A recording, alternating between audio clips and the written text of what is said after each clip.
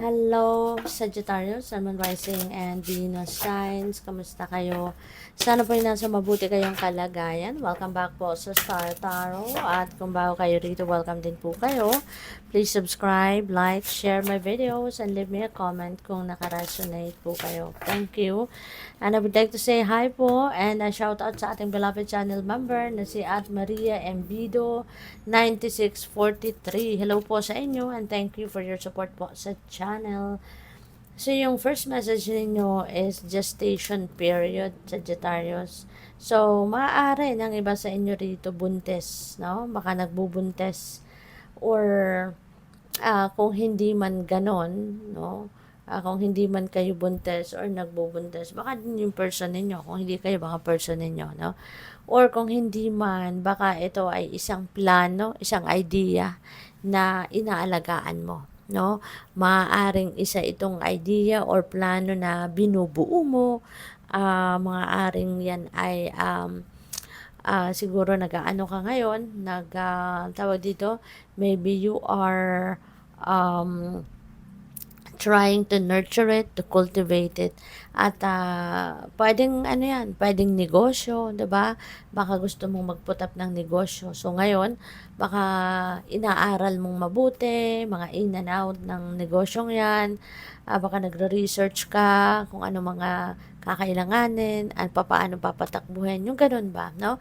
Or it could be other things then, no? Baka meron kayong gustong aralin, 'di ba? So maaring inihahanda mo yung sarili mo para diyan, yung mga ganun ba, no? So, yung next message is needing direction, okay?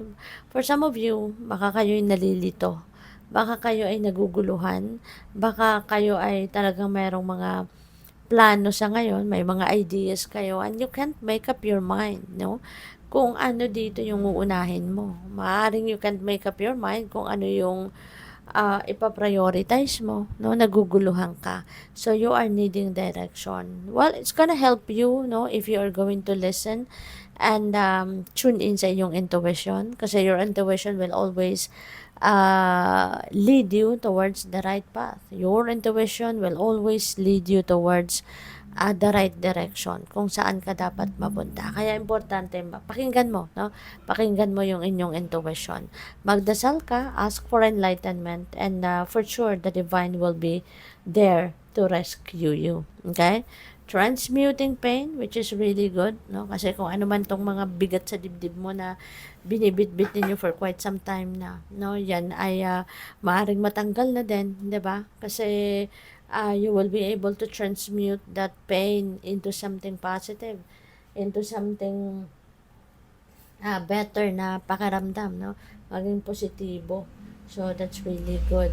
So, kahit papaano, 'di ba, matututunan mo ng alisin ang mga bubog sa dibdib mo, 'di ba? At palitan mo ng love 'yan, 'di ba, Sagittarius. So, tignan natin kung ano pa ang mga mensahe para sa iyo.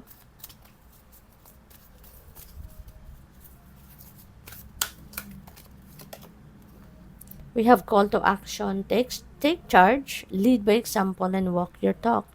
Okay? So, take charge. Huwag mo nang hayaan na ang ibang tao ang magdesisyon para sa'yo. Don't allow other people to run your life because buhay mo yan, 'di ba? Ikaw ang dapat na nagdedesisyon, no, para sa sarili mo. And also, walk your talk, 'di ba? Gawin mo kung ano din yung sinasabi mo, 'di ba? Hindi po pwedeng you are preaching, you are telling someone else, no, to do this and to do that, or ito yung maganda, ito yung mabuti, pero iba din, no, taliwas din diyan sa mga sinasabi mo yung ginagawa mo, 'di ba? So yun, kaya this is a reminder para sa iyo na walk your talk, okay? Para you will lead by example, good example. So yun. We also have cosmic gateway. Your thoughts are magnetic and powerful, kaya make sure, no, na maging maayos, mabuti lang, positibo lang ang iisipin ninyo, no, yung ilalagay ninyo sa isip ninyo. Kasi um, your thoughts are magnetic. Kung ano yung laman ng isip mo, yun ang maa-attract mo. Yan ang papasok sa buhay mo. Yan ang dadating. Kaya make sure na things are good, things are positive, no, para yun ang mangyari sa buhay mo. Okay? There are also miraculous changes, no, that are occurring. Mayroong mga miraculous moments dito na magaganap. Mayroong mga paparating, no, ng mga milagro, may mga bagay na hindi mo sukat akalain na mangyayari ay maaaring mangyari. Yung mga ganon. So, expect for anything. Okay? So, we have divine alchemy. Move beyond current challenges. Okay? Focus on what you desire. Okay? Focus on what you desire. Kasi, baka nandito rin kayo sa strong manifestation energy, di ba? Nasa higher energetic frequency kayo ngayon of manifestation, at kung ano din yung laman ng isip mo, kung ano yung pinapangarap mo, mga goals mo, yan ay maaaring mag-come to fruition. Yan ay maaaring dumating sa buhay mo at yan ang mangyari, no? Kaya, huwag kang mag-alala kung mayroong mga pagsubok na dumadating or dadating sa buhay mo sa ngayon. Rest assured, you know, that you are going to succeed over that. Malalagpasan mo din yan. You will be able to surpass kung ano man yan. Okay? Just always think positive. Good luck sa'yo. Thank you for watching. Love and light. Namaste.